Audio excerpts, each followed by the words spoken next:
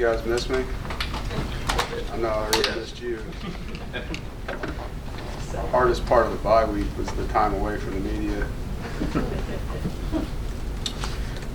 Excited for home game Thursday night and opportunity to play for our military appreciation game, and which is a very special night. You know, my favorite night in the stadium. To see the representation here from our state, from our country, and wear a uniform modeled to represent and honor them. And what a great place to do it. You know, I've always loved the fanfare and the pageantry that goes along with our military appreciation night. So I'm excited for that, for our team, and look forward to our fans being there in full force for another night game and supporting our players. You know, before we get into players and games and all that kind of stuff, a few things. Tyon Palmer, injury-wise, is out for the year with a knee injury. And Ricky Person is out, but not long-term.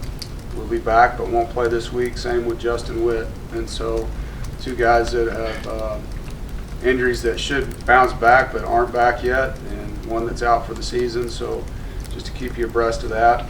But a good time for us to have a bye week. Obviously, you know, after 5 games, a lot of information for us to study. Opportunity for the guys, coaches, players to digest a lot of film without a game right at the end of it, to study what we need to improve on. And then we had some good practices, and you know, give them a chance to have a Saturday off where they can really just reflect, hit the reset button, and come back. I thought we had a really, really good practice yesterday coming off of that. And again this morning, you know, obviously playing a midweek game creates a different schedule for your team, for your coaches, and so that's unique in its own right. But coming out of that week, you know, looking at us offensively, you know, we're running the football well. We're playing really good football in the red zone. We've got a lot of first downs. We're number one in the conference in first downs offensively. We got to improve our efficiency on 3rd and short the last 2 weeks. Need to get more explosive plays and just be a more efficient period in our pass game. You know, defensively, we're stopping the run, top 10 in the country. I think we're doing a really good job on 3rd down. We're pressuring the quarterback. You know, doing well in total defense. There's some routes that we've got to get off the film that we haven't been able to stop consistently, and just getting more takeaways. I think that's the biggest thing, and I've talked about that already. Defensively is a huge goal for us to improve that area. Just as a team, you know, I feel like if we just eliminate the pre-snap mental and post-snap emotional penalty that's hit us the last 2 games, which is really focus, discipline, and maturity, those 3 things, and correct and improve on the mentioned areas prior, we'll be in a good place. You know, these are things that we can fix, things the guys understand, things the coaches understand. We need to do a good job as a staff, putting these guys in position to make plays, and then they need to make them. You know, that's the end-all be-all. It comes down to coaches coach and players play, and together we go through it. You know, and so excited to get back into a game with them. As you've seen on the depth chart, Bailey Hockman will start for us at quarterback. Devin, who also came in the game at Florida State, did a nice job, will have an opportunity. Feel like they're giving us more in the pass game. You know, I think Matt's doing a really good job in a lot of areas and needs to improve on his pass game, and will. Really impressed with how Matt came to practice the last 2 days, and he's going to get better. He's an incredible young man. But for us to be able to do more things from a scoring standpoint and push the ball down the field just where we're at, those 2 guys give us a better shot with their arms right now. Matt will continue to work on the things that he can. You know, I thought Bailey came in, the Florida State game, showed a lot of poise and guts. You know, he took some tough shots in that game, kept getting up and competed. Devin came in cold at the end and threw it around well, and so I was proud of those guys. And just like, you know, at the beginning of the season, those are tough conversations to have. And I thought Bailey and Devin handled their roles, but improved and improved and improved in their roles, and took advantage of opportunity that was presented. And Matt will do the same now. I know he will. Talking about Syracuse, our opponent, you know a lot about this football team. You know, really, really good at taking the ball away on defense, 12 takeaways. Offensively, as you guys know, they're up-tempo. They have very good skill at receiver, running back. Quarterback can throw it and can extend plays with his feet. Had some good football games with Syracuse since I've been here, and respect Coach Babers and his staff quite a bit. Schematically, we're familiar with both sides of the ball and how they play. I think their defensive front is arguably one of the best in the ACC. Have a lot of respect for their defensive linemen, their defensive ends, their rotation at defensive end. I just think they have a really, really formidable group right there that make a lot of plays for them and help their coverage with their pass rush. Questions?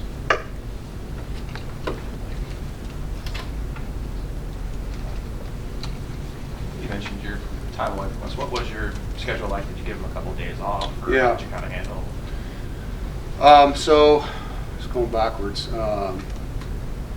We came in and put the game to bed and did not go out and work them out like we normally would on a Sunday. So we took that Sunday just as a film day and a recovery day. Monday, Tuesday, the guys were in the weight room, didn't have any practice, so they had 3 straight days off the field. Wednesday, Thursday, we got back into football and worked on our first and second down stuff. Friday was just a weight room day for them, and then they were off completely on Saturday. And then came back yesterday, which was Sunday, which is really game week Tuesday, and got into our game week routine from there. Coach, with Ricky being out this week, yeah. Jordan Houston stepped up in that Florida State game, yeah. Got the start, is running currently for 7.1 yards per carry. I mean, how good has he been this season, and how critical will he be, moving forward if Ricky's forced to miss multiple games? Right. Well, I think him and Bam are very critical right now to us, and Trent Penix. Those are our 3 backs, right? So both Zonovan Knight, Bam, and Jordan Houston have showed the ability to make plays, to be consistent, to get tough yards, but they're playmakers, and they've played good football for us to this point. And so they're going to get more opportunities with Ricky out, and look forward to seeing them take advantage of that. You mentioned the reset button. Do you feel like giving them that much time off gave them a chance to kind of get back and try to handle this second 60? Well, I guess we'll find out. But just judging them by how they were yesterday, they looked very refreshed. We were fast in practice yesterday. And they've been in the weight room. It's not like we haven't seen them, we've seen them, but I think it was good for our staff as well. We recruited Friday, and then we had, a family day Saturday, and it was good for us. I think we've been in here every day since August 1st. So just to have a day away from the office for us, to have a day away from the coaches for them, I think is really healthy at this point. And it's a weird schedule, so we're going to have a few more of these, with 2 games in the month of October and 4 Saturdays that we don't play. So our guys, we've got to keep them fresh, we've got to keep them focused, and sometimes stepping out's a good way to do that. Dave, you said all along that this team needed to improve every week. Yeah. But how much more difficult has that task become because of the injuries? Yeah, well, I'm not going to use it as an excuse. It's reality. You guys know all the different guys that are out and how young we were to start. So that's the reality. The challenging part of that is the chemistry of the guys that play. You don't have the same 11 in and out all the time. So I feel like we have gotten several guys better. It's just building off of who's the guy next to me all the time that changes, and nothing you can do about that. You just got to get the reps that you can, and these guys understand that the next man up is real, and they got to take advantage of their moment that a lot of them want.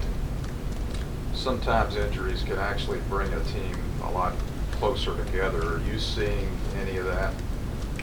I think adversity in general forces you to do that. I think you either fight or you fail, and we're going to fight. And that's how we're made here. And so these guys are going to stick together. They're going to compete. We're going to try to find solutions and stay positive. And, I think that's the best thing any family can do that goes through tough times. And that's what we are. This football team's a family, so we're going to stick tight. And we ask our fans to do the same thing for these young men that are working their butts off for them. I think that's the beauty of having a home field advantage like we do this weekend. We need the 12th man to be real in this one to help these guys out. You mentioned that Bailey showed a lot of poise and guts. Was that your decision process there? And you mentioned that we only saw Devin at the end there. Just take us through where you kind of used the week. Did you use it just based on the Florida State game, or was it more of a holistic approach of looking at everything? Going into Ball State, we just felt like we weren't throwing the ball efficiently enough.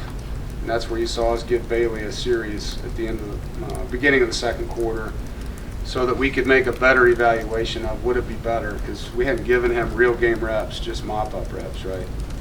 And felt like he did well there, and then he improved in practice. And as I've been telling you guys, of course you don't get to see it, but Devin had been getting better in the things that he was doing. And then we got in the game and we just weren't moving the football. And so gave him an opportunity, and we started to get some balls down the field and open up some things. We are running the football well, and so it's just a matter of having the ability to take advantage of coverage matchups that we're getting. I felt like that gave us that, and then to see Devin come in and do what he did. And that's where we're at. Just statistically, when you look at, we're not explosive in the pass game right now. We're not getting enough explosive passes. We're not getting enough even pass interference calls against down the field plays. So I feel like that gives us a shot, and for Matt, it's a chance for him to really look at what he needs to do to improve, and I know he will. Bailey will start. Would Devin play on Thursday night? He could. I don't think I should give you my game plan today, but he could. When's the estimated timetable for Nick McLeod to return, and as a follow-up, is there any consideration of possibly using this year as a redshirt year for him? Nick's plans to be back as soon as he can be, and so the goal was this game. And so if it's not this game, the goal will be next game, and we'll just keep going that way. And if you end up in that scenario, we'll get there. But his goal is to help us win this year. How disruptive is a Thursday game to try to plan and to kind of get everything ready? And is that offset by the atmosphere that usually takes place here on a Thursday night game? Yeah, it's electric here on Thursday nights. It's awesome. And so that part of it is a huge plus. The tough part of it is if you're the home team, your Wednesday's different than if you were the traveling team. Like our players have class that they do go to, And so Wednesday, we don't just take our guys to the hotel like we would on a Friday, where they don't have classes. So you have a different routine the night before the game, and then you play at night, and then they wake up and it's Friday, and some of them have class Friday morning. And we don't get home till it's an 8 o'clock game against a team that throws the ball. It could be 1 in the morning, 2 in the morning. So there's some unique things around it. It's not ideal for the players when you talk about, particularly in a short week game. Playing 2 games in 5 days, that's really hard, especially when you're the road team. Because now you're traveling, coming back, all the things that you can imagine, but that's part of the deal. And so for our guys, I think, it's something we talk about. I sit down with our captains in preseason and show them how all this stuff's going to lay out, let them kind of marinate on it. And so that when we get to it, there's no, Coach, I didn't know it was going to be like this. It's like, yeah, we talked about it. Here's where we're at. Dave, because of Witt's injury, the depth chart says you're starting a true freshman left tackle. Yeah. How ready is Icky for this? I think he's ready. He's played well. He's been very physical. Has a lot of physical plays. He's done a lot. He's played in every game. And so excited for him. I think he's going to do a great job. And Emmanuel McGirt and Bryson Spees, those guys have all waited their turns to play. Now they got a shot, and look forward to seeing them compete.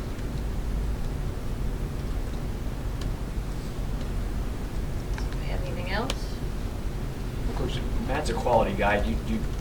Would you, if a quarterback was not as good as him about being just a quality guy, would you worry about making that decision, or how do you think Matt's going to handle that? Obviously, it'd be easier for him than a guy who doesn't have the qualities that Matt has, I imagine.